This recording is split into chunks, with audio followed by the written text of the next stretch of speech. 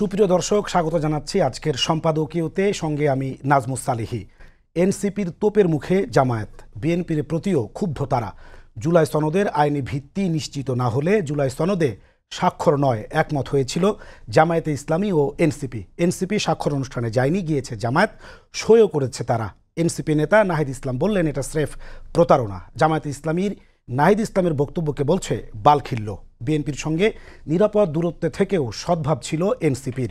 জুলাই সনদ স্বাক্ষর অনুষ্ঠানের দিন বিএনপি নেতা সালাউদ্দিন আহমেদের একটি বক্তব্যে মুখ খুলতে হয়েছে এনসিপিকে। জুলাই যোদ্ধাদের আওয়ামী লীগের দোসর বলাই এই ক্ষোভের কারণ। এর মধ্যে জননিরাপত্তাহীনতার কথা বলে এনসিপি সন্দেহ প্রকাশ করেছে ফেব্রুয়ারিতে নির্বাচন হওয়া নিয়ে। কথা কাটাকাটির এই পরিবেশ কি প্রভাব ফেলবে নির্বাচনী রাজনীতিতে? প্রাসঙ্গিক বিষয় নিয়ে আজকের সম্পাদকীয় রাগ বিরাগের রাজনীতি। আর এসব নিয়ে কথা বলতে আমাদের স্টুডিওতে আছেন এম এ আজিজ, প্রধান সম্পাদক দ্য ফাইন্যান্সিয়াল পোস্ট, এবং সারোয়ার তুষার, যুগ্ম আহ্বায়ক, জাতীয় নাগরিক পার্টি। দর্শক, আপনারা ওই আলোচনায় অংশ নিতে পারেন। এর জন্য আপনাদের ফোন করতে হবে টেলিভিশনে দেখানো নম্বরে, এছাড়া ফেসবুকের মাধ্যমে আমাদের মন্তব্য পাঠাতে পারেন। আলোচনায় যাব, তার আগে জেনে নেব আজকের প্রধান শিরোনামগুলো। পিআর সহ 5 দাবিতে জামায়াত ও 7 দলের বিক্ষোভ। নভেম্বরে গণভোট ছাড়া নির্বাচন হতে দেয়া না দেওয়ার ঘোষণা। নব্য ফ্যাসিবাদ তাড়ানোর হুঁশিয়ারি নেতাদের। সনদ সই করে মাঠের কর্মসূচির সমালোচনা বিএনপির। রাজনীতিতে অনৈক্যে হতাশা মির্জা ফখরুলের। 71-24 ঐক্যের ভাঙ্গনের অপচেষ্টা প্রতিহতের হুঁশিয়ারি।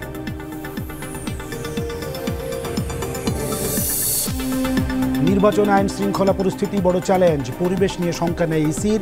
ভোটের মাঠে বিভিন্ন বাহিনীকে 8 দিন রাখার প্রস্তাব। প্রচারণায় ব্যবহার করা যাবে না ড্রোন।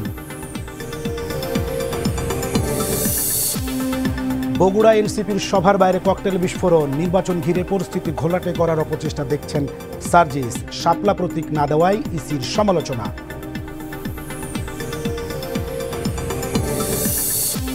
এবং এমপিওভুক্ত শিক্ষকদের মহাসমাবেশ। 20% বাড়ি ভাড়া সহ 3 দাবি আদায়ে অনড় অবস্থান। বিএনপির সংহতি, ক্ষমতায় গেলে চাকরি জাতীয়করণের আশ্বাস নেতাদের।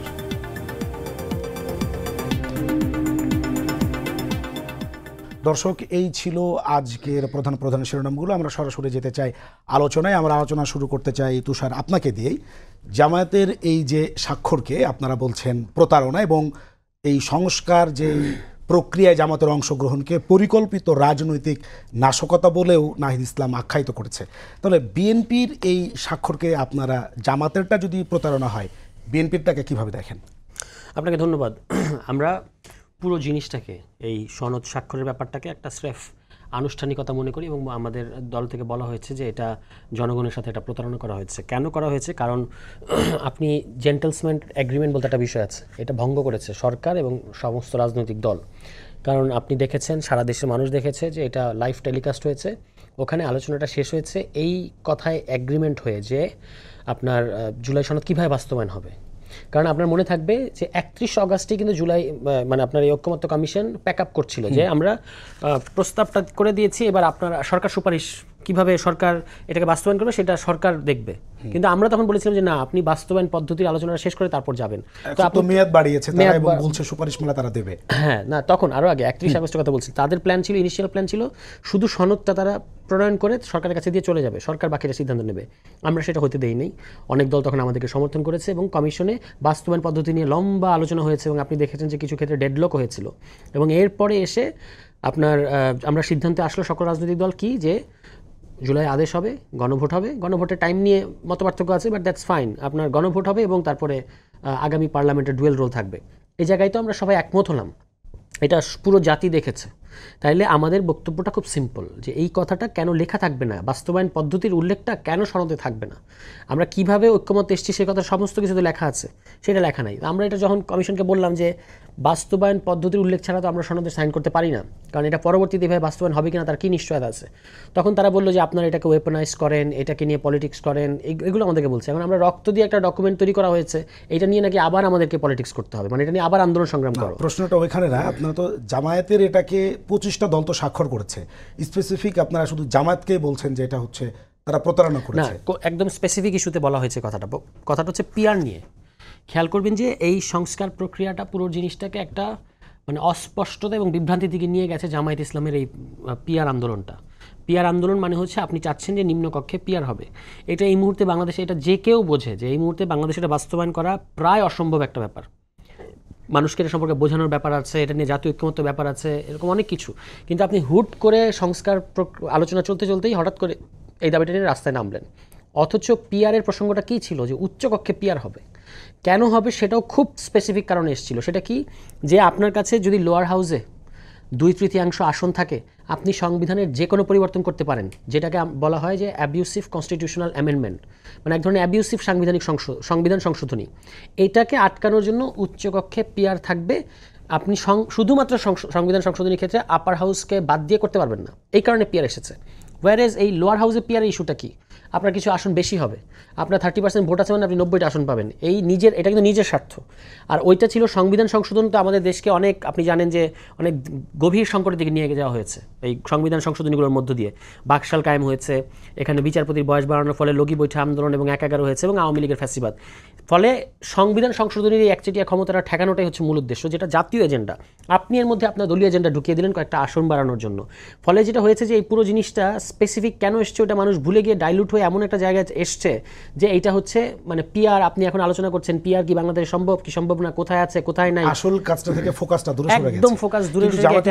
তো আপনাদের সঙ্গে শুরু থেকেই আপনাদের যতগুলো আন্দোলন হয়েছে, রাষ্ট্রপতির অপসারণ অথবা ছাত্রলীগ নিষিদ্ধ অথবা আওয়ামী লীগ নিষিদ্ধ অথবা আপনাদের অন্যান্য দাবি, তার সঙ্গে তো আমরা জামায়াতের নেতাদেরকে মাঠে গিয়ে আপনাদের আন্দোলনের সঙ্গে এক থাকতে দেখেছি। কিন্তু হঠাৎ করে আপনাদের তারা আসলে এই বিপক্ষে অবস্থান নিল। এটা বিপক্ষে অবস্থান, এটা আমি বলবো যে আমরা যেটা, আমি যদি খুব সফটলি বলতে চাই, জামায়াতের রাজনৈতিক দ্বিচারিতা, ওই আন্দোলনগুলোতে তারা সমর্থন করেছে। তারা তো, আমরা ওই আন্দোলনগুলো একটা দলীয় ব্যানারে ছিল না প্রথমত, তারা হয়তো ব্যক্তিগতভাবে কোনো কেউ, যেমন নাকি ওদেরও দলগতভাবে লাভবান হওয়ার সুযোগ ছিল।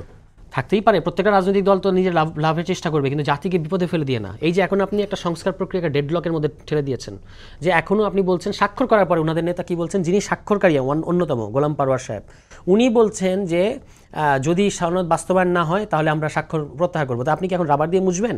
আপনি তাহলে আগে এটা নিশ্চয়তা না নিয়ে কেন সাইন করলেন? ঠিক আছে, এইগুলো হচ্ছে তাদের রাজনৈতিক অসততা এবং দ্বিচারিতা, যেটা তারা কন্টিনিউয়াসলি করে যাচ্ছে।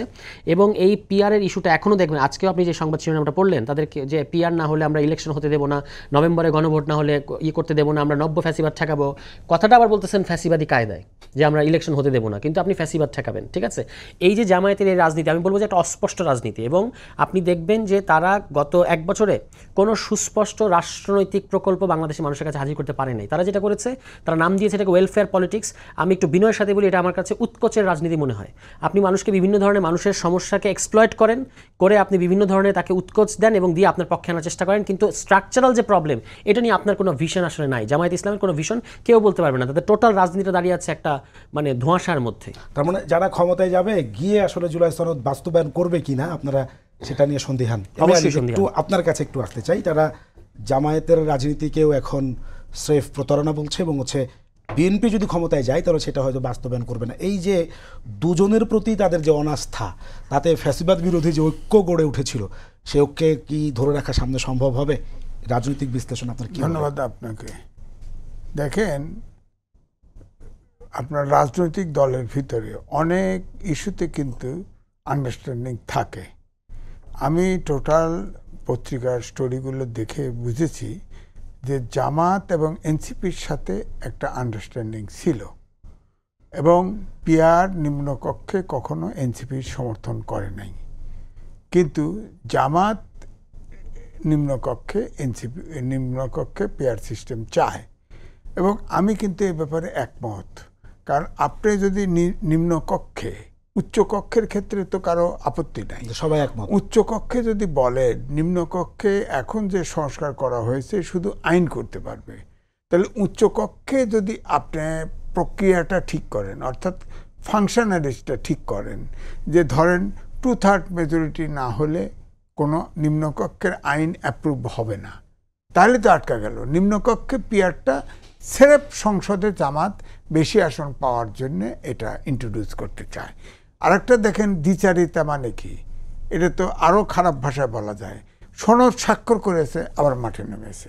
বলেন, সনদ ঐক্যমত কমিশন বলেছে সনদ স্বাক্ষর হয়েছে, এটা আর পরিবর্তন হবে না বলেছে তো, কিন্তু তারা আবার মাঠে নেমেছে। এখন ধরেন এই তারা যে বলেছে জন্ম নিয়েই বাপের সাথে পাল্লা পাল্লা দিতে আসো না, মিয়া গলম আসো করো না, এটা তখন তো তার নিচে কমেন্টগুলো দেখেন, তার মার কয়জন, বাপ কয়জনের, ইত্যাদিতে নানানভাবে এভাবে বলে। রাজনৈতিক দল তো এনসিপি তো রাজনৈতিক দল, নূতন হোক পুরন হোক, আপনিও তো নূতন, সেদিনের দল। আপনি তো আওয়ামী লীগ সরকারও তো আপনাকে নিষিদ্ধ করে রাখছিল, আগের সরকারও রাখছিল, এ সরকারও রাখছিল, আবার এখন অন্তর্বর্তীকালীন সরকার এসে এটা উল্টো করছে। ওই অর্থে যদি চূড়ান্ত বিশ্লেষণ করে, আপনিও নূতন, আপনিও তো কখনো এই দেশ স্বাধীন হওয়ার পর থেকে তো আপনি কখনো এখন যে রাজনৈতিক কেওয়াজ শুরু হলো সবার মধ্যে, এখন ঐক্য ধরে রাখা কি সম্ভব হবে?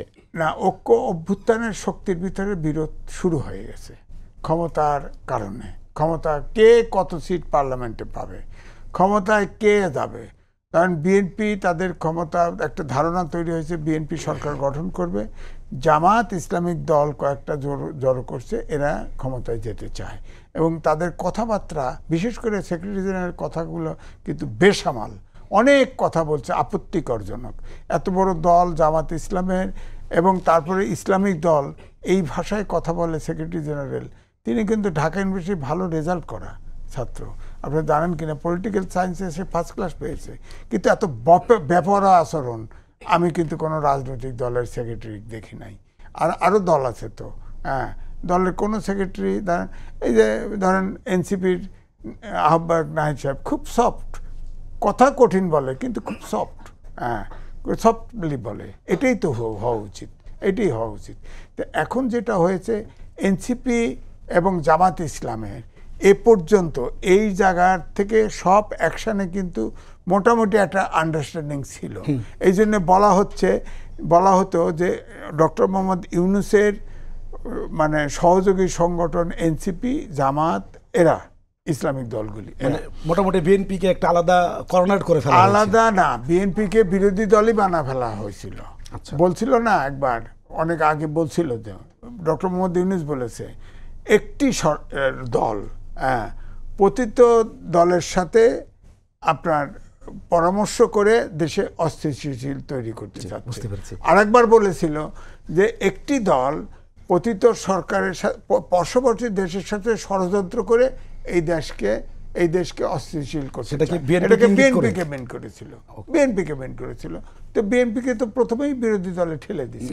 তারপরে দেখেন প্রত্যেকটা জায়গায় দল, টোটাল বাংলাদেশে 52টা নিবন্ধিত দল, তার ভিতরে 25টা দলের সাথে সিগনেচার করতেছে। এনসিপি কিন্তু নিবন্ধিত ছিল না, কিন্তু সবসময় বিদেশ গেছে, যা কাছে প্রতিনিধি ডাকছে, আলাদা কথা বলছে, তার সাথে বিএনপি, জামাত এবং এনসিপি ছিল। আমরা আপনার কাছে আসবো। স্যার তুষার, উনি মানে অন্তর্বর্তী সরকারের সঙ্গে জামাত এবং যে এনসিপির একটা ভালো সম্পর্ক দেখছেন, এবং এই দুজনের মধ্যে মানুষের একটা এরকম ধারণা ছিল হয়তো জামায়াতের সঙ্গে এনসিপির একটা রাজনৈতিক জোট হতে পারে নির্বাচনকে কেন্দ্র করে, কিন্তু মাঝখানে আবার আলোচনা এসেছে যে এনসিপি আলাদা একটা নির্বাচনী জোট করতে পারে। এখন যেটা বিষয় সেটা হচ্ছে যে মানুষ মনে করছে যে যেহেতু এনসিপি আলাদা একটা রাজনৈতিক প্ল্যাটফর্ম গড়তে চাচ্ছে, নির্বাচনী জোট, সেজন্য হয়তো এখন জামাত তাদেরকে শত্রু মনোভাবাপন্ন অবস্থান নিয়েছে। এই ব্যাপারে একটু যদি বলতেন, আর আপনাদের জোটের কতদূর কি অবস্থা? আমরা বলি যে সিট পার্টি বলতে একটা বিষয় আছে, মানে just another brick in the wall. এরকম রাজনৈতিক দল, এরকম সাইনবোর্ড অনেক আছে বাংলাদেশে। কেউ আওয়ামী লীগের সময় আওয়ামী লীগের সাথে, বিএনপির সময় বিএনপির সাথে, জামাতের সুবিধা পেলে ওখানে এগুলো করে। আমরা তো সে ধরনের দল না।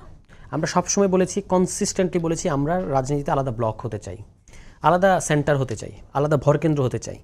কিন্তু এই যে জামাত এনসিপির যে রসায়নের কথা আমরা লাগাতারভাবে শুনে এসেছি, এটা আসলে এক ধরনের বলবো যে মিডিয়ার সৃষ্টি। জামায়াত ইসলামের একজন নেতা একবার বলেছিলেন না, বাংলা ভাই মিডিয়ার সৃষ্টি, যখন তারা ক্ষমতায় ছিলেন। তো ওইটা ছিল ওটা বাংলা ভাই মিডিয়ার সৃষ্টি না, কিন্তু জামায়াত এনসিপির রসায়নটা আসলে মিডিয়ার সৃষ্টি, ঠিক আছে। কিন্তু আমি বলি, আমরা সংস্কারের প্রশ্নে আমাদের যে অবস্থান, সেটা হয়তো অন্যান্য অনেক দলের সাথে আমাদের মিল ছিল। যেমন গণ অধিকারের সাথে অনেক প্রশ্ন আমাদের মিল হয়েছে, গণসংহতির সাথে আপনাদের মিল ছিল, এবি পার্টির সাথে মিল ছিল। এখন কিন্তু এটা আলাদা করে জামায়াতের সাথে বলা হয়েছে। কিন্তু যখন যে সকল প্রশ্নে আমাদের বিএনপির সাথে মিলে গেছে, ওটা কিন্তু আবার বলা হয়নি। কারণ এটা আমি বারবার বলেছি যে আগে ছিল আওয়ামী লীগ একদিকে আর বিএনপি হাইফেন জামাত, এভাবে দেখানো হতো। এখন বিএনপিকে ওই আওয়ামী লীগের জায়গায় নিয়ে জামাত হাইফেন এনসিপি এভাবে দেখানোর চেষ্টা হয়েছে। এটা একটা ফ্রেমিং আর কি। কিন্তু এখন তো নতুন করে আবার এই আলোচনায় আছে যে হচ্ছে যে সম্ভবত মানুষের মধ্যে একটা ধারণা আছে যে বিএনপির সঙ্গে হয়তো এনসিপির একটা জোট হতে পারে, যে কারণে এনসিপি এখন জামাতের বিরুদ্ধে ট্রাম্প কার্ড খেলে রাস্তাটা ক্লিয়ার করছে। সেটা না, আমাদের রাস্তা ক্লিয়ার করার দরকার নেই, রাস্তা এমনি ক্লিয়ার, দেখতে পাচ্ছি রাস্তার সামনে কি। কিন্তু কথা হচ্ছে যে আপনার রাস্তা কি ক্লিয়ার, সামনে কি দেখছেন যদি একটু বলতেন। সামনে বাংলাদেশে আমরা দেখতে পাচ্ছি যে যদি কেউ কোনো নিজের রাজনৈতিক স্বার্থে কোনো একটা বড় ধরনের ঝামেলা না করে, তাহলে বাংলাদেশে একটা এই সংস্কার বাস্তবায়ন হয়ে একটা সুন্দর গণতান্ত্রিক পরিবেশ হবে এবং একটা ইলেকশনের মধ্য দিয়ে একটা ডেমোক্রেটিক সরকার আমরা আশা করি। তারপর সেই সরকার যদি কোনো ভুলভাল করে সেটা নিয়ে আবার সমালোচনা হবে, পার্লামেন্টারি ডেমোক্রেসি যে বিউটি সেটা হবে। এটা হচ্ছে কাঙ্ক্ষিত রোডম্যাপ, রাস্তা দেখতে পাচ্ছি, মানে এই দিকে আমাদের যেতে হবে। এখন এর মধ্যে যদি কারোর এই যে নির্বাচন হতে দেবো না, বানচাল করব, এই ধরনের যে ভাষা অনেক রাজনৈতিক দল বলে ফেলে, আজকেও জামায়াতের সমাবেশ থেকে বলা হয়েছে, সেটা হলে আলাদা বিষয়। আমাদের সাথে এই কার জোট হবে এটা বড় প্রশ্ন না আমাদের জন্য এই মুহূর্তে। আমাদের জন্য বড় প্রশ্ন হচ্ছে যে আমাদের নিজের সাংগঠনিক বিস্তৃতিটা ঘটাতে হবে, আমাদের একটা দল হিসেবে আলাদা ব্লক হওয়া।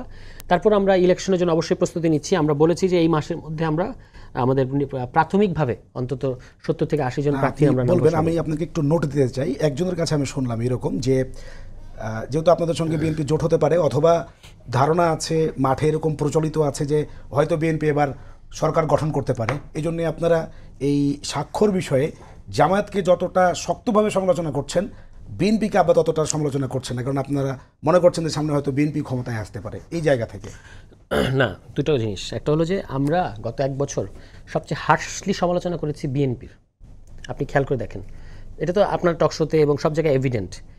কিন্তু বিএনপি আমাদের যখন সমালোচনা করেছে, আমরা যখন বিএনপি সমালোচনা করেছি, তার মধ্যে একটা রাজনৈতিক শিষ্টাচার ছিল। কিন্তু আমাদের আহ্বায়ক একটা পোস্ট দিলেন এই জামায়াত ইসলামের এই রাজনৈতিক বিচারাতে নিয়ে, পুরো পোস্টটা হচ্ছে একটা রাজনৈতিক সমালোচনা। আপনি এটা রাজনৈতিকভাবে খণ্ডন করেন। তারা যেই বিবৃতি দিয়েছে সেই বিবৃতিতে তারা কেন এটা বিরোধিতা করছে বা নাহিদ ইসলাম কোথায় ভুল বলেছেন সেগুলো কিছু বলছেন না। আজকে তাদের একজন দায়িত্বশীল নেতা ওই মানে গোলাম পরোয়ার সাহেব যে ভাষায় কথা বললেন, এটা তো একটা চরম রাজনৈতিক, মানে আমি বলবো যে উনি এক ধরনের শিষ্টাচার লঙ্ঘন করেছেন। প্রত্যেকটা জিনিস একটা শিষ্টাচার থাকে, আপনি এই ভাষায় কথা বলতে পারেন না। আপনাকে দেখে তাহলে আপনাদের আরেক নেতা সেদিন বললো যে কল রেকর্ড আছে আমাদের কাছে, আমরা কল এটা একটা ব্ল্যাকমেইলের ভাষা, that was a blackmailing language. আর এখানে আপনি বললেন যে এই মানে যে ভাষায় বললেন এটা আসলে রাজনীতির ভাষাই না। এই দুটো কথাই তারা, এবং বিএনপির সমালোচনা যখন আমরা করি, যেমন ধরুন বিএনপির এই আমরা গতকালকে একটা স্টেটমেন্ট দিয়ে সমালোচনা করেছি, ওই যখন তাদের অফিসে নিয়ে গিয়ে একজন সাংবাদিককে অত্যাচার করেছে, আমার দেশের সাংবাদিক, আমরা কিন্তু সমালোচনা করেছি এবং বিএনপির সাথে সাথে ব্যবস্থা নিয়েছে। কিন্তু জামায়াত ইসলামের বিরুদ্ধে এরকম কিছু আসলে, এই যে তাদের এই দুজন নেতা, আপনি খেয়াল করে দেখেন কল রেকর্ডের প্রশ্নটা খুবই গুরুতর প্রশ্ন, কিন্তু কেউ এটা ধরলো না যে কলটা কি আপনি রেকর্ড করেছেন নাকি আপনাকে অন্য কোনো কেউ সাপ্লাই দিয়েছে। দুইটা ক্ষেত্রে দুই ধরনের ভয়ঙ্কর ব্যাপার। আপনি নিজে কল রেকর্ড করে থাকলে এটা একটা মানে প্রথমত এটা একটা বাংলাদেশের আইন অনুযায়ী এটা অপরাধের মধ্যে পড়ে। আর আপনি যদি কারোর কাছ থেকে এটা পেয়ে থাকেন, আপনার ওই এজেন্সির সাথে আপনার কানেকশন কি সেটা বলতে হবে। কিন্তু এবং আপনি এইভাবে বলে উপদেষ্টাদের ব্ল্যাকমেইল করার চেষ্টা করলেন, কেন করলেন? আবার এখন এই যে আরেকজন ওনাদের নেতা বললেন যে যেই কথাটা আজকে বলেছেন, এটা আমি উচ্চারণ করতে চাই না, মানে একেবারেই রাজনৈতিক শিষ্টাচারের মধ্যে পড়ে না। তো এই ওনারা সিনিয়র পলিটিশিয়ান হয়ে এই ধরনের ভাষায় কথা বলেন, এটা তো কোনোভাবেই কাম্য না। ওনাদেরকে এগুলো চেঞ্জ করতে হবে। আর জোটের প্রশ্ন, অন্যান্য যে প্রশ্ন আছে সেগুলো আশা করি যে আমরা সময় আসলে পরে আস্তে আস্তে পরিষ্কার হবে। কিন্তু জামায়াত ইসলামের এই ধরনের রাজনৈতিক ধোঁয়াশা এবং অস্পষ্টতা থাকলে তাদের সাথে আসলে মানে রাজনৈতিক সৌহার্দ্য কতটুকু রাখা যাবে সেটা ভাবতে হবে। অজিত ভাই, শুনছিলেন যে রাজনৈতিক পরিবেশ আসলে কতটুকু ভাবতে হবে, তিনি তুষার বলছে।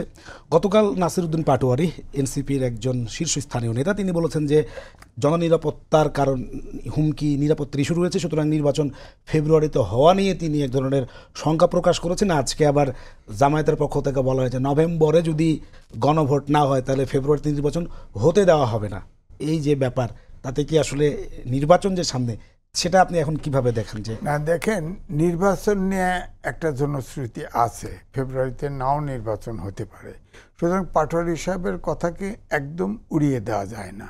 তবে জামাত যেটা বলল যে গণভোট না হলে নির্বাচন হতে দেওয়া হবে না, এই মুরদ এখনো জামাতের তৈরি হয় নাই। বড় বড় দল, অনেক দল, ছোট বড় অনেক দল আছে, জামাতকে ফেস করার মতো দল আছে। সুতরাং এটাও আরেক ধরনের শিষ্টাচার বহির্ভূত এই কথাটা বলা। নির্বাচন হতে দিবে না কেন? অভ্যুত্থান করেছে, ছাত্র জনতা জীবন দিয়েছে, একটা নির্বাচনের জন্যও বটে। মানবিক বাংলাদেশ, আইনের শাসন, সুশাসন। ফেসিবাদ বিলুপ চাইছে না। আপনি কি সেই ফেসিবাদকে ফেরত আনতে চান? আপনি ভারতে যা কি দরম বরম করে এসছেন নাকি? যে নির্বাচন হতে দিবেন না? আজকে আবার হ্যাঁ, অভিযোগ করেছে মিয়া গোলাম পরোয়ার একই স্টেজে যে বিএনপির মুখে এখন ফ্যাসিবাদের প্রতিধ্বনি শুনছে। বিএনপির মুখে কি? আমি বলছি, যে কথাটা বলছি, যে দেখেন, প্রশাসন এখনো ঠিক নাই, পুলিশ ঠিক নাই, রাজনৈতিক অভ্যুত্থানের দলগুলোর ভিতরে দ্বিধা বিভক্ত। হ্যাঁ, আপনার সেনাবাহিনীকে আইনে নির্বাচন করবেন, সেনাবাহিনীও কিন্তু অস্থিরতার ভিতরে পড়ে গেছে। 16 জনকে, 15 জনের চাকরি মানবতাবিরোধী অপরাধে গ্রেফতার কেস দেখানো হয়েছে। তো এখন এই পরিস্থিতিতে ধরেন ইউনূস সরকার নির্বাচন দিতে চায়, ইলেকশন কমিশনও নির্বাচন দিতে চায়, কিন্তু স্টেক হোল্ডার যদি সবগুলো ইলেকশন না চায়, স্টেক হোল্ডাররা যদি ধরেন সরকার, নির্বাচন কমিশন, রাজনৈতিক দলগুলি, ভোটার এবং নিরাপত্তার জন্য প্রশাসন বা যাদের ইনভলভ করেন, তো সরকারও তো কিন্তু অনেকগুলো আপনি বলেন দুর্বলতা। আপনি দেখেন টোটাল 26টা ক্যাডার আছে, প্রশাসন ক্যাডারের বাইরে ফ্যাসিস্ট সরকারও যেতে পারে নাই, এই সরকারও যেতে পারে নাই। আপনি দেখেন, আমি নিজে বণিক বার্তা 7 দিন পরে একটা অনুসন্ধানে রিপোর্ট করেছিল, অ্যাডমিনিস্ট্রেটিভ প্রশাসন ক্যাডারের 95% হচ্ছে ফ্যাসিবাদের দোসর। তো আপনি ডিসি প্রদান করলেন সব অ্যাডমিনিস্ট্রেটিভ ক্যাডার থেকে, আবার অনেককে উইথড্র করলেন। ছাত্র উপদেষ্টা একজন আছেন মাহফুজ আলম, তিনি কিন্তু বলেছিলেন যে জামাত আর বিএনপি মিলে 5 তারিখের পরে সব পদ ভাগাভাগি করে নিছে। না, তাহলে এখনো ফ্যাসিবাদের দোসররা কি হবে? সব তো তার ভাষ্য অনুযায়ী জামাত আর বিএনপি ভাগ করে নিছে। ডিসি জয়েন্ট সেক্রেটারিকে তো কেউ দিতে পারে নাই। এটা প্রশাসন ক্যাডারের মাঝে, এই কথাটা ঠিক না। উপরের দিছে, হয়তো অ্যাডভাইজার দিছে, হয়তো একটা সেক্রেটারি দিছে, হয়তো অমক বিভাগের চেয়ারম্যান দিছে, এরকম হইতে পারে। কিন্তু প্রশাসন ক্যাডারগুলোতে যেটা 26টি ক্যাডার আছে, তার মাঝখানে বা উপরে তো কেউ দিতে পারে নাই। ওরা তো প্রশাসন ক্যাডারের পদ, ওরা তো সরকার দিবে, তাই না? আর যদি দিয়ে থাকে সেটা সরকার দিচ্ছে, সরকারের দুর্বলতা সরকার আপোষ করেছে, অর্থাৎ এই দলগুলো বড় দল হিসাবে তাদের কথাই দিচ্ছে, হয়তো এনসিপিও দিচ্ছে কিছু, এরকম হয়েছে। কিন্তু আমার কথা হতো যে এই সরকার বরাবরই আমার কাছে মনে হয়েছে কোথার থেকে শুরু করবে এবং কোথায় শেষ করবে এইটা বোঝে নাই। কারণ এই সরকারের ভিতরে এনজিও আছে, কিছু শিক্ষাবিদ আছে, আর কিছু আমলা আছে, এই তো। এরা কারো পলিটিক্যাল ব্যাকগ্রাউন্ড নাই, যার ফলে বোঝে নাই। আপনি বলেন তো দেখি, সব প্রশাসনের সব ডিসিগুলোকে প্রশাসন ক্যাডার থেকে দিছে, আর 25টা ক্যাডার বাইরে আছে। ওখান থেকে যদি কিছু নিয়ে আসতো, 4 ভাগের 3 ভাগ ওখান থেকে যদি 7 দিনের ওরিয়েন্টেশন দিত, মানে এক্সিস্টিং প্রশাসনিক যে সিস্টেম তা বলবৎ রেখে নির্বাচন নিয়ে আপনিও শঙ্কিত? অফকোর্স। এবং এই নির্বাচন আরও অ্যাডভান্স বলি, এই নির্বাচন যদি একবার পিছায়, তাহলে দেশের যে সামগ্রিক অস্থিরতা এবং যে অবস্থা, ধরেন বিনিয়োগ নাই, বেকারত্ব বাড়ছে, ইত্যাদি ইত্যাদি, তাতে করে নির্বাচন কিন্তু আরো পিছিয়ে যেতে পারে এবং রাজনৈতিক শূন্যতা তৈরি হতে পারে, এটাও রিস্ক। সুতরাং এই নির্বাচনটা এই ফেব্রুয়ারিতে হওয়া উচিত। আমরা আপনার কাছে আসবো আর একবার। স্যার তুষার, আপনাদের শাপলা প্রতীক নিয়ে অনেকেই বলেন যে এনসিপি যে কিংস পার্টি না, সেটা প্রমাণ করার জন্য মেটিকুলাসলি ডিজাইন করে এই আইনি প্যাচ লাগিয়ে দিন শেষে তাদেরকে দেয়া হবে শাপলা, কিন্তু তারা কিংস পার্টি না, এটা প্রমাণ করার জন্য এই নাটকটা মঞ্চস্থ হচ্ছে। যদি একটু বলতেন। না, এটা হচ্ছে যে যারে দেখতে নারী তার চলন বাঁকা। এখন আমাকে সারাক্ষণ আমি আপনার একটা দৃশ্যমান আমাদের সাথে ইনজাস্টিস হচ্ছে, এটার পক্ষে না দাঁড়িয়ে এটা এই যে এই ধরনের ষড়যন্ত্র ইত্যাদি খোঁজা আর কি। আপনি দেখতে পাচ্ছেন যে ইলেকশন কমিশন সম্পূর্ণ অযৌক্তিক একটা অবস্থান নিয়েছে এবং তারা তাদের কোনো একটা পজিশনকে ব্যাখ্যা করছে না। আমরা কিন্তু আমাদের ইভেন গতকালকে পর্যন্ত আমাদের একটা লম্বা আমরা স্টেটমেন্ট তাদের কাছে জমা দিয়েছি যে আপনি ধরেন তারা সর্বশেষ আমাদেরকে যেটা বললো, আগের মানে ডেভেলপমেন্টগুলো আপনি জানেন, গতকালকে যেটা ছিল যে আমরা যদি গতকালকের মধ্যে নিবন্ধনের ব্যাপারে কিছু না জানি, তাহলে তারা একটা প্রার্থী একটা মার্কা আমাদেরকে দিয়ে দেবে, এইটা চাপিয়ে দেবেন আপনি। এবং যেটা নিয়ম সেটা হচ্ছে নির্বাচন কমিশনের এটা আইন যে আপনাকে 2টো পত্রিকায় বিজ্ঞপ্তি দিতে হয় এবং বিজ্ঞপ্তির ক্ষেত্রে আপনাকে ওই দলের নামের পাশে প্রার্থিত প্রতীকের কথা বলতে হয়। তো আমাদের প্রার্থিত প্রতীক তো শাপলা, তাহলে আপনাকে সেইভাবে বিজ্ঞপ্তি দিতে হবে, এটা আপনারই আইন না, কিন্তু বাকিগুলা কোন প্রক্রিয়ায় নিবন্ধিত হয়েছে মানে প্রতীক হিসেবে, সেটাও সেই ক্রাইটেরিয়া। হ্যাঁ, আমরা জিজ্ঞেস করেছি কোন নীতিমালায় আপনি নিলেন এগুলো, যে ধরেন এই যে বেগুন, আলু, আরও যে সমস্ত পটল যেগুলো নেওয়া হয়েছে, এগুলো কোন কোন ক্রাইটেরিয়া নেওয়া হলো।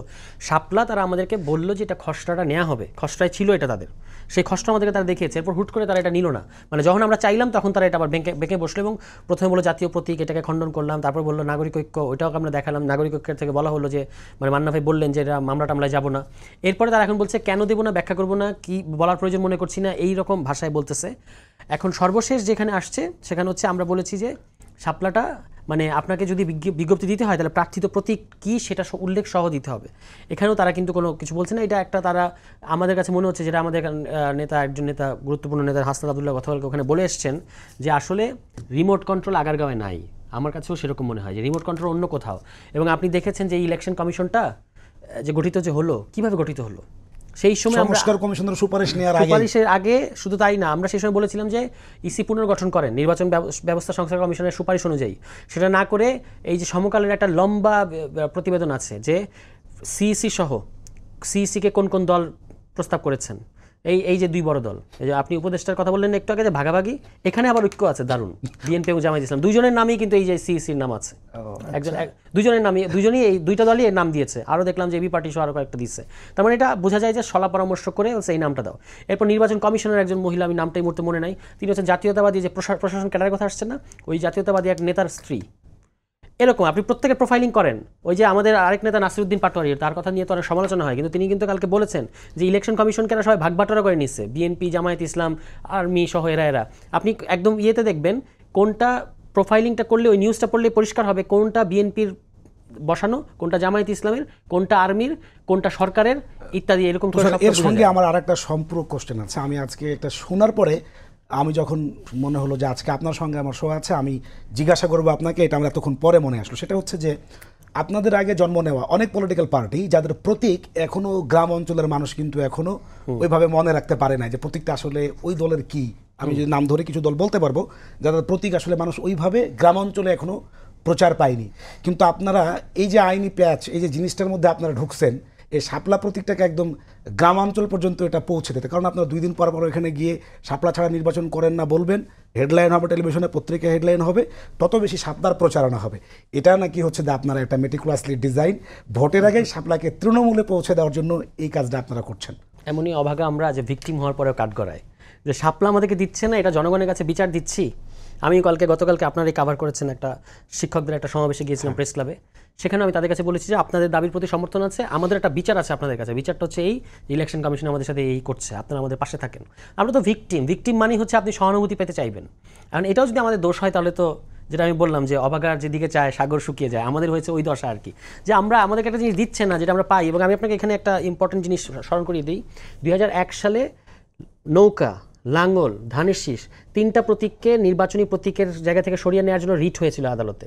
তখন আদালত, কারণ কি, কারণ প্রত্যেকটা মার্কাই হয় কোনো সংস্থার অথবা কোনো মানে জাতীয় প্রতীকের অংশ। ধানের শীষের ব্যাপারে স্পেসিফিকভাবে এটা বলা হয়েছিল যে এটা জাতীয় প্রতীকের অংশ, সুতরাং এটাকে বাদ দেওয়া উচিত। নৌকার ক্ষেত্রে বলা হয়েছে এটা মনোগ্রাম, লাঙ্গলও কিন্তু আনসারের মনোগ্রাম, এটা করে একজন রিড করেছিলেন। তখন আদালত একটা জাজমেন্ট দিয়েছিল, বলেছিল যে এতে করে জনগণের কোনো বিভ্রান্তির সৃষ্টি হচ্ছে না এবং এটার সাথে কোনো কন্ট্রাডিকশন নাই, সুতরাং এরা প্রতীক হিসেবে থাকতে কোনো সমস্যা নাই। ফলে আপনি বুঝতে পারছেন যে ইসি আমাদেরকে বলেছে একদম ইনফর্মালি, যখন আমরা ওনারা যখন চা খাওয়ার ফাঁকে বলেছেন যে আমরা তো একটা পজিশন নিয়ে ফেলেছি, এখন থেকে কিন্তু সরে আসা যাচ্ছে না, আপনারা একটু আদালতে যান। কিন্তু আদালতে কিন্তু ইস্যুটা সেটেলড। ওনারা আমাদেরকে ভাবছেন যে আদালতে পাঠিয়ে দিয়ে আদালতকে দিয়ে না বলি আমাদেরকে একটা ব্লাফ দিবেন আর কি। কিন্তু আদালতে কিন্তু এটা 2006 সালে, আমি আজকেই জাজমেন্টটা দেখতেছিলাম, আপনার লাগলে আমি আপনাকে দিব, যে সেখানে বলা হয়েছে পরিষ্কারভাবে একই জিনিস নিয়ে তো আপনার বারবার যাওয়ার দরকার নেই। এবং সাম্প্রতিক সময়ে জামায়াত ইসলামের দাঁড়িপাল্লার ইস্যুটা আপনি জানেন যে আদালত কি বলেছিল ওই ক্ষেত্রে। ফলে এই জিনিসগুলোতে জাতীয় প্রতীক বিতর্ক কিংবা কোনো প্রতিষ্ঠানের লোগোর ক্ষেত্রে আদালতের স্ট্যান্ড কি এটা কিন্তু সবাই জানে। ফলে আমরা তো আর আইনের ওই মানে আইনি ফাইটার দেওয়া দরকার নেই। আমরা দেখতে পাচ্ছি যে ইসির এই পজিশনটা সাংবিধানিক পজিশন না, এটা একটা রাজনৈতিক পজিশন, এবং যেটা অদৃশ্য কোনো জায়গা থেকে নিয়ন্ত্রণ হচ্ছে, যেটা ইসি বলেছে স্পেসিফিকভাবে একটা প্রতিষ্ঠানের নাম বলেছে। ধরেন শাপলা অনেক জায়গায় আছে, টাকার মধ্যেও আছে, কয়েনের মধ্যেও আছে, কিংবা অন্য কোনো একটা ব্যাংকের মধ্যে হয়তো আছে, কিন্তু আপনি একটা স্পেসিফিক প্রতিষ্ঠানের নাম ধরে বলেছেন যে যেহেতু এদের আমার আছে প্রতিষ্ঠানে আছে সুতরাং দেওয়া যাবে না। দেওয়া যাবে না। বোঝা যায় যে রিমোট কন্ট্রোল, যেটা হাসনাত আব্দুল্লাহ বলেছেন যে এটা আগারগাঁওয়ে রিমোট কন্ট্রোলটা নাই, আজিজ রিমোট ভাই, আপনি কন্ট্রোলটা অন্য কি তাই কোথাও। মনে করেন যেটা ইসির রিমোট কন্ট্রোল অন্য জায়গায় এবং এটা রাজনৈতিক আইনি সিদ্ধান্তের বাইরে ইসি রাজনৈতিক দেখেন, সিদ্ধান্ত আমি শাপলা বলবো দিচ্ছে না? দুই পক্ষই বিষয়টাকে জটিল করে ফেলছে। একটা হচ্ছে সরল মনে প্রতীক ইলেকশন কমিশন বরাদ্দ করা উচিত ছিল, আবার এনসিপিও ইলেকশন কমিশন একটা সাংবিধানিক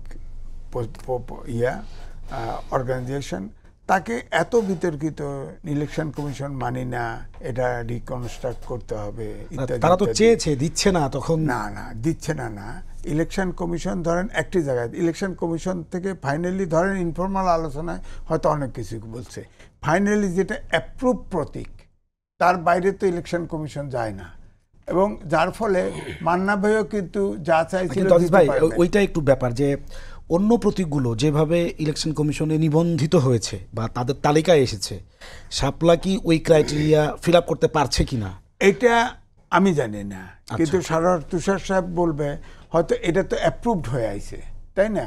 অ্যাপ্রুভডে তখন খসড়ায় ছাত্র শাপলা ছিল কিনা, বা শাপলা অ্যাপ্রুভ যারা করেছে অ্যাপ্রুভের প্রক্রিয়াটা আসলে কি সেটাও তো হ্যাঁ, সেটা কি ক্যাবিনেটে পাঠায় সেখান থেকে দিছে, যখন সে চেঞ্জ হয় নাই, এখন আদালতে যেতে পারে। আদালতে একটা দীর্ঘস্থায়ী ব্যাপার, আদালতে তো আইডেন্টিক্যাল একটা রায়ও আছে।